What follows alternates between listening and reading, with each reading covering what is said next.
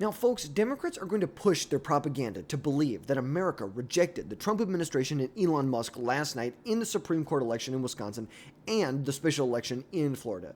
And it is your job and my job to reject this baseless claim, this propaganda that is pushed by the Democrat Party and the mainstream media that is designed to sow division and doubt within inside the GOP base.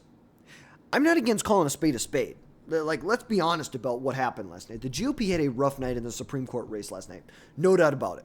No one is sitting here trying to say that it was not a rough night for Republicans in Wisconsin. But not because Wisconsin rejected Donald Trump and Elon Musk.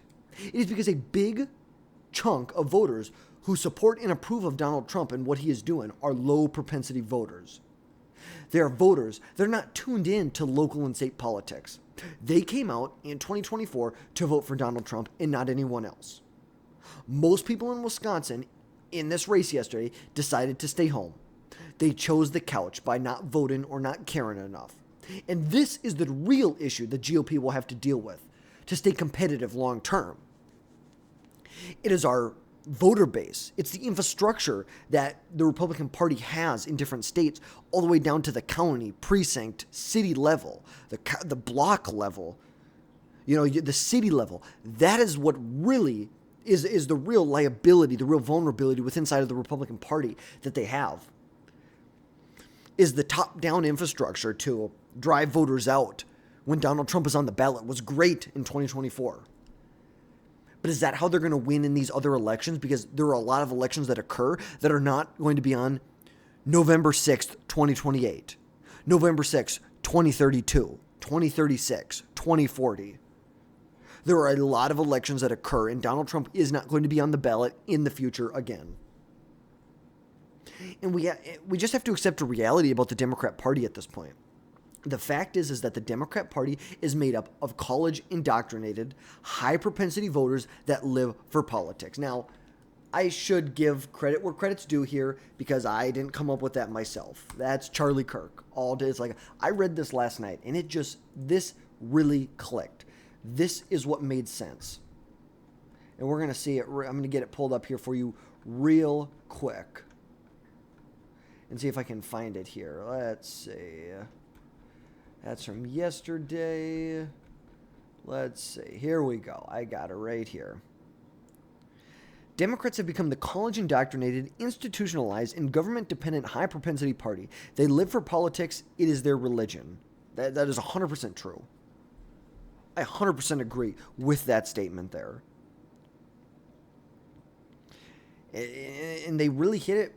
They hit the nail on the head. And on top of the infrastructure that has been laid, like the Democrats have been able to win with this infrastructure that has been laid by previous Democrats from the ground up in places like Wisconsin. This infrastructure is very good at mobilizing voters in special elections and elections that are not in November. That's just the reality. They are very good, whether it's the organizational structure that they have to coordinate efforts across the state, down to the precinct level, the state level, the county level.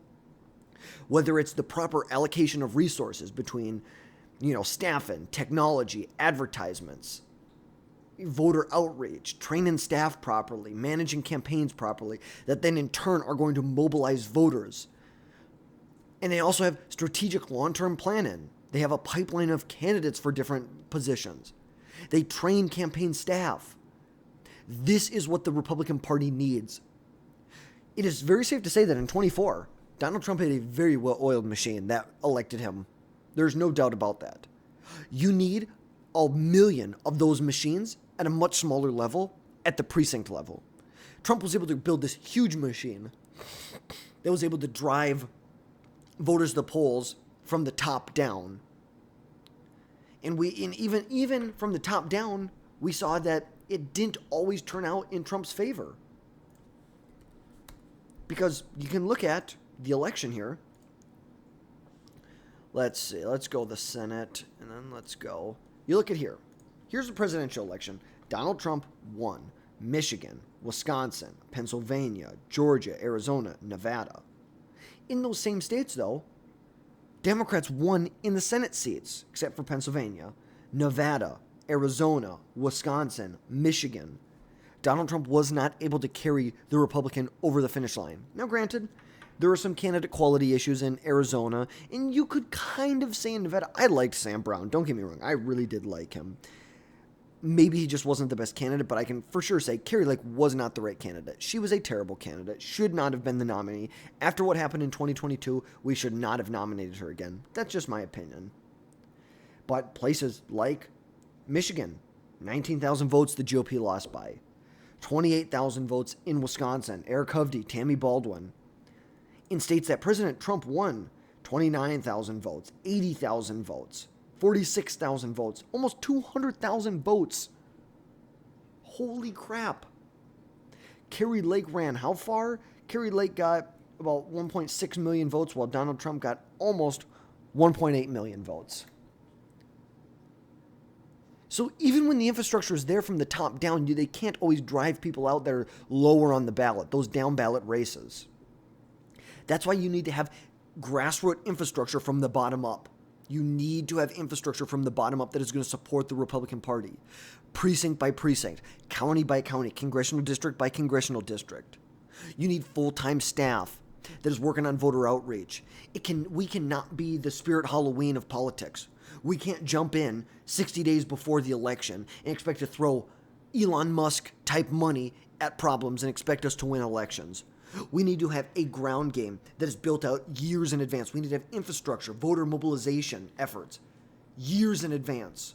Strategic planning when it comes to candidates. The ability to coordinate these efforts precinct by precinct, county by county, state by state, and then with the national level. There needs to be layers to this. It cannot just be, we're going to focus on the top. It's like, I've said this in other videos multiple times, so I'm sorry if you're tired of me saying it, but it's 100% true.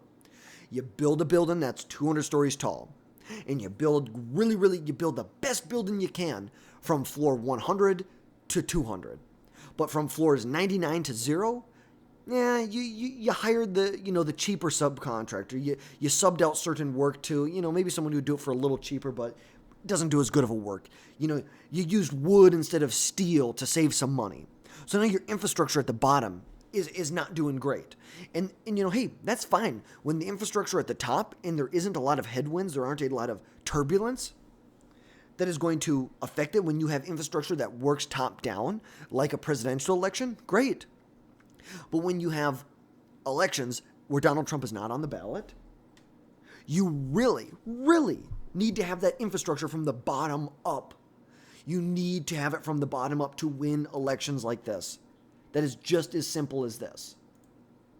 But to pretend it was something more, and this is where the GOP is lacking, and I don't want to sit here and dwell on it forever, but to pretend that this was something more than people in Wisconsin not caring about this election because Donald Trump is not on the ballot would be deciding to ground your opinions or your reality in emotions instead of facts and logic. Look what happened in Wisconsin. Question 1, add voter ID requirements to the state constitution. Passed overwhelmingly. There were two states that didn't happen in, or two counties that did not happen in. Dane County and Milwaukee County. Every other county voted in favor of it. At the same time, when people went to the polls and voted for Susan Crawford, that same group of people plus some voted yes on this amendment. The Republican policies are there. The policies that are supported by the Republican Party are there. They are popular. They are the policies that Americans want. But if Republicans just choose to see the bad, the doom and the gloom in this, they're not going to see where we did have a good night. We did have a good night in Florida. And there are going to be some people who are going to tell you, no, we didn't have a good night in Florida. We had a good night in Florida. I'm going to tell you why. Democrats between these two races spent roughly $15 to $20 million in these two races that they ended up losing by roughly 15 points. These are deep red districts that Donald Trump won by 30 points. This is Florida's 6th congressional district. Trump won it by 30 points in 24. Congressional District 6 was won by about 14 points. Congressional District 1, Trump won it by 37 points. Here, the Republican won it by, once again, about 14 points. So what you're saying is that the Democrats, Reid Hoffman, J.B. Pritzker, George Soros, Alex Soros, spent upwards of $20 million in two races that they lost then by 15 points. But just like the Wisconsin Supreme Court, margin shrunk in the district due to the simple fact that Democrats have higher propensity voters. Democrats have higher propensity voters, and that's just the reality of the situation. That is the reality of special elections. Is the party with higher propensity voters are going to do better. It doesn't mean that that is a reflection of overall America. That is a reflection of people who are highly engaged with politics. And it is ridiculous for the Democrats to cheer that they sank $20 million down the drain to close a margin by 15 points when they didn't even end up winning it at the end of the day. Like, that's what they're cheering on here. Because now the GOP has a bigger majority in the House of Representatives, which is going to be much needed going forward. If we want to pass we're going to have to pass an appropriations bill later this year. We're right now trying to pass a reconciliation bill to cement Trump tax cuts, to give more tax cuts. No taxes on tips, no taxes on Social Security, no taxes on overtime. That is what we are trying to do. This is what we needed. This is exactly what we needed if we want to continue this on. Now, granted, you can also say that Randy Fine, it's like these Republicans were outraised like 10 to 1. Like the Democrats, but for every 10 million, it's like basically between the two, the Republicans raised about $2 million. I was not worried very much, but look at this. Florida Congressional District 1, the Republican won with 97,000 votes. In, let's see, this is 2024. Congressional District 1 was won with 274,000. So it's what? Like 180,000 votes like that weren't there. These are the most highly engaged voters, which we know the Democrats win high propensity voters. This is the double-edged sword of the low propensity voters in 2024. They turned out in 2024 for Trump. They did not turn out in 2024 in the waves that they did in 24. They didn't turn out that way in 25. They just didn't. And I don't think it means that the support for the party is down. I think that means there are structural issues when it comes to, like I said, voter mobilization, having that infrastructure in place, proper allocation of resources. I think that is what it is. This is not some Republicans are all of a sudden unpopular. No, quite contrary. Republican policies are about as popular as they've ever been. That is just the reality of the situation. And look at this. Voters' views of Democrats in Congress. All voters disapprove 70%. Look at this. Listen to this. Let's just listen to this for just a second. One. Holy Toledo. Voters' views of the Democrats in Congress among all voters disapprove 68%. And look at the approved number, just 21%, even lower than the Democratic Party at large. This is the lowest on record for Democrats, according to Quinnipiac University polling. You think these numbers are bad? Let's go to this side of the screen. We'll look how Democratic voters feel. Get this. The plurality of Democratic voters disapprove of Democrats in Congress at 49%, and just 40% approve. Horrible, horrible, horrible. Oh, my goodness gracious, you just can't get worse than these numbers. And this is the number right here really driving all of this. If Democratic voters have turned on Democrats in Congress and the Democratic Party, that's what puts the numbers at historic lows. What is it they want to be seeing, these voters? What is going on? I'll tell you what's going on. They don't like what's coming out of some of those Senate Democrats like Chuck Schumer, because take a look at the direction of the party. Democratic voters on Democrats in Congress doing too little to oppose Donald Trump. Look at this, 77%. Should stay principled, even if it means nothing gets done in Washington, D.C. 65%. And this 65% is such a difference from where we were in 2017 at this point, when just 33% of Democrats say they should stay principled, compared to 59% who said they want to compromise. Let's just talk about that for a second. Let's just talk about this, my friend. Let's talk about this 77%. say that they're doing too little to oppose Donald Trump. Sure, if that's what the Democrats' base wants, they want someone who's going to oppose Donald Trump at every turn. That's what Democrats are saying. Well, what about when Donald Trump does something that's very, very popular? For example, banning transgender women, mentally ill men, from competing in women's sports. What about when it comes to Donald Trump's immigration policies, when you have 6 to 7 out of 10 Americans support Donald Trump's immigration policies? What about that? When you have a majority of Americans who support Donald Trump's trade policies and what he's going to do to lower tariffs through reciprocal tariffs. Speaking of reciprocal tariffs, Trump should have by now signed. I was listening to the speech a little bit earlier. Oh, here we go. It's official.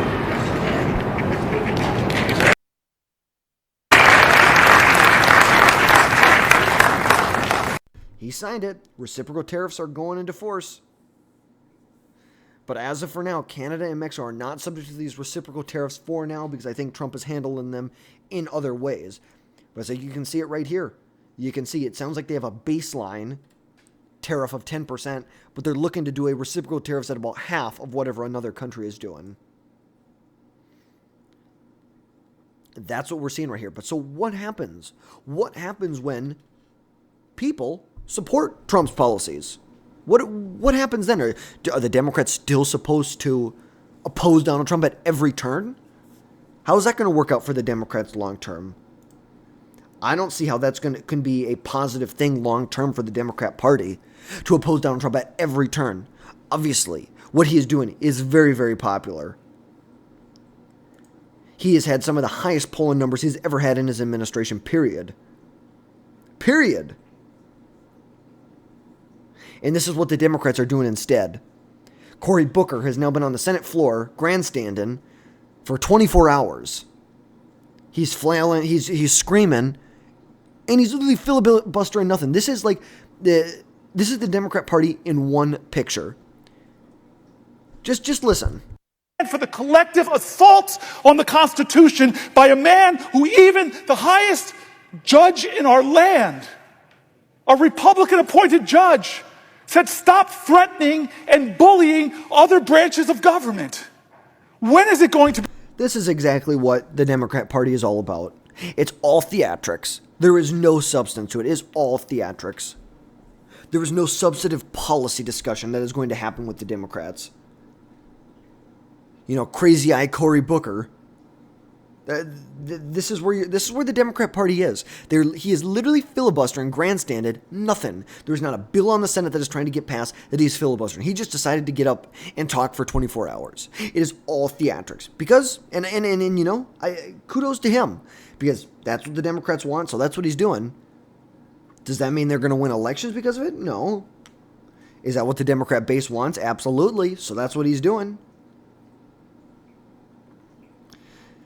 You know, look at what Trump's doing with immigration. Look at what he's done with immigration. You know, illegal border crossings into the United States encounters have dropped in March to the lowest they've been in decades. Decades. That is a 94% decrease from March of 2024 when 137,000 people crossed the border. Look at this. Donald Trump's approval among Latinos, 1% margin. He has a 48% approval. He's above water with Latinos. Let's take a look right back to Harry Enton talking about it. Where Donald Trump is. But in reality, I think this is just going to show the Democrats are totally insane in what they're doing. Just take a listen. I think sometimes it's important to do a little bit of reality check and take a little different spin at the numbers. I'm going to do that right here because all we talk about is how unpopular Donald Trump is. But in reality, he's basically more popular than he was at any point in term number one and more popular than he was when he won election back in November of 2024. What are we talking about? His net favorable rating right now comes in at -4 points. Compare that to where he was when he won in November of 2024 when he was at -7 points, or March of 2017 when he was at -10 points. So when you compare Trump against himself, he's actually closer to the apex than he is to the bottom of the trough. And of course, that's so important because Donald Trump historically speaking, has had his numbers underestimated. So I think it's very important to compare him to himself to understand he's actually more popular now than he was when he won, or certainly where he was at this point back in his first term. The bottom line is Trump is more towards the ceiling than he is towards the floor. So when you do that, it makes my knees hurt. So when you look at this compared to sort of historically, what does it tell you about the percentage of folks that think the country itself, with him at the helm, is on the right track? This, I think, is rather important because, again, if the polls have historically underestimated Donald Trump, what is a metric that might get at understanding at how popular he may actually be? So let's take a look at the percentage of the country who say that we're on the right track. It's actually a very high percentage when you compare it to some historical numbers. What are we talking about? According to Marist, 45% say that we're on the right track. That's the second highest that Marist has measured since 2000.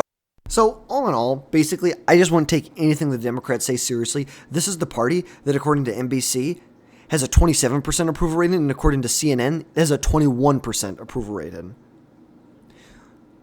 NBC says it is the highest, 45%, 45% on the right track, 45%, 44% on the right track. And this is the highest we've seen in decades. This is what the second coming, Trump 2.0, looks like. Keep listening. 2009. How about NBC News? 44%. That's the highest since 2004. Wow. The bottom line is the percentage of Americans who say we're on the right track is through the roof. And if you were to compare it to when presidents have historically been reelected, of course, Trump is not constitutionally eligible to run for reelection, but I think it sort of puts it in perspective. 42% of the country says the country is on the right track when the incumbent party is reelected. And also keep in mind, back when Kamala Harris lost and the Democrats were turned out of power, only about 27 to 28% of the country said the country was on the right track. The bottom line is right now, a much higher percentage of the country says we're on the right track. And finally, Sarah Seidner, I want to put it all in the congressional generic ballot. What about Congress? What about Congress? Because those are the folks who are up in 2026. And take a look here. The Dems versus the Republicans on the generic congressional ballot. Back in November of 2020, when Democrats won, it was plus 5 Democrats. Tied in November of 2022, plus 1 in November of 2024 when Republicans maintain control. And then you look at March of 2025. This number looks a lot more like 2022 or 2024 when Republicans won control of Congress. The bottom line is, yes, Donald Trump's approval rating is lower than compared to a lot of his predecessors, but it's higher than compared to himself. A lot of folks say the country's on the right track, and the generic... And this is the reality you have to look at. Donald Trump is a unique character in himself. You cannot compare him to Bush or Reagan in certain ways, or Obama, or Biden. You just can't. He is such a unique character and president that you have to look at him in his own right. And you saw it right there. The highest number of people say we are on the right track right now. Highest number of people. Trump has some of the highest net approval ratings that he has had ever. Don't listen to the liberal propaganda. Don't listen to the liberal hysteria. It is all made up. It's all made up. And that's just the reality of the situation here. So that's going to wrap things up for today, folks. Yeah, follow me on Twitter. Drop down below. Follow me on X, I guess I should say. Hit that subscribe button down below. We'll catch you next time.